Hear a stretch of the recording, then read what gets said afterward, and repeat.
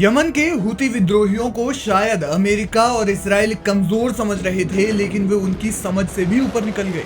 अमेरिकी सदर Donald Trump ने जब हूती विद्रोहियों को धमकी दी कि वे उनका वो हाल करेंगे जो उन्होंने कभी सोचा भी नहीं होगा, लेकिन इससे इतर हूती विद्रोही दो मोर्चों पर जंग लड़ रहे हैं। एक तो लाल सागर में वे अमेरिकी हमलों का मुकाबला कर रहे हैं और दूसरी ओर वे इसराइल पर भी मिसाइल हमले कर रहे हैं।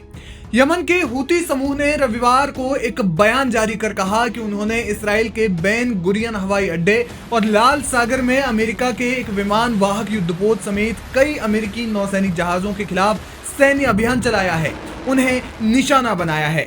यानी एक ही समय में हूती विद्रोहियों ने 2 वार किए। हूती विद्रोहियों के अल मसीरा टीवी चैनल पर प्रसारित एक टेलीविजन बयान में हूतियों के तर्जुमान यानी प्रवक्ता याहिया सरिया ने कहा कि उनके मिसाइल बलों ने पैलेस्टाइन 2 हाइपरसोनिक बैलिस्टिक मिसाइल के साथ तेल अवीव के पास बेन गुरियन एयरपोर्ट को निशाना बनाया है। ऑपरेशन ने कामयाबी से अपना लक्ष्य हासिल कर लिया, जिसकी वजह से हवाई अड्डे पर काफी देर तक कई फ्लाइट्स को रोकना पड़ा। हम और हमारे सशस्त्र बल अल्लाह पर भरोसा करते हुए इस जालिम और आपराधिक हमले का मजबूती से सामना करना जारी रखते हैं और बढ़ते हमलों का जवाब भी उसी ताकत से देते हैं।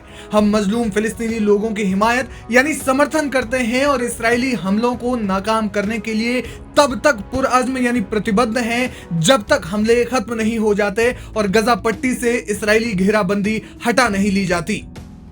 हालांकि इस्राएली सुरक्षा बलों ने कहा कि रविवार की सुबह यमन में हूतियों द्वारा इस्राएल पर दागी गई बैलिस्टिक मिसाइल को उनकी हवाई सुरक्षा द्वारा सफलतापूर्वक रोक लिया गया। लेकिन सवाल ये है कि इस्राएल ने भले ही हूती विद्रोहियों के मिसाइल हमलों को रोक दिया, लेकिन क्या वे उनके मैसेज को रोक पाएंगे जो हूती विद्रोही लगातार देते आ रहे हैं। आपको बता दें कि हूती विद्रोहियों ने पिछले 1 हफ्ते से भी कम समय में इस्राएल पर कई बार हवाई हमले किए हैं। जानकार मानते हैं कि हूती विद्रोहियों का लक्ष्य किसी मासूम को निशाना बनाना या इलाकों में लोगों की हत्या करना नहीं, बल्कि वे इस्राएल को मैसेज दे रहे हैं, ऐसा मैसेज जिसे किसी भी सूरत में इस्राएल अनदेखा नहीं कर सकता।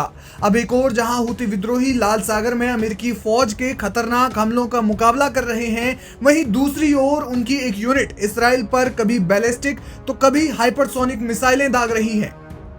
इन हमलों से हूती विद्रोहियों का मनोबल लगातार बढ़ता जा रहा है। साथ ही इस्राएल इस बात को कतई नजरअंदाज नहीं कर सकता कि हूती विद्रोही 2 मोर्चों पर जंग लड़ने के लिए तैयार हैं। अगर वे हमला कर सकते हैं तो उन पर हुए हमलों को रोकने की कोशिश भी कर सकते हैं। जानकारी के लिए बता दें कि अमेरिका की सैन्य कार्रवाई यमन में जारी है। अमेरिकी फौज ने 23 मार्च को हूती विद्रोहियों के ठिकानों पर एक और हवाई हमला किया, जिसमें एक शख्स की मौत और 13 लोगों के जख्मी होने की खबर है। बावजूद इसके जितनी ताकत से अमेरिका हूती विद्रोहियों पर हमला कर रहा है, उतनी ताकत से वे भी उन हमलों का जवाब दे रहे हैं।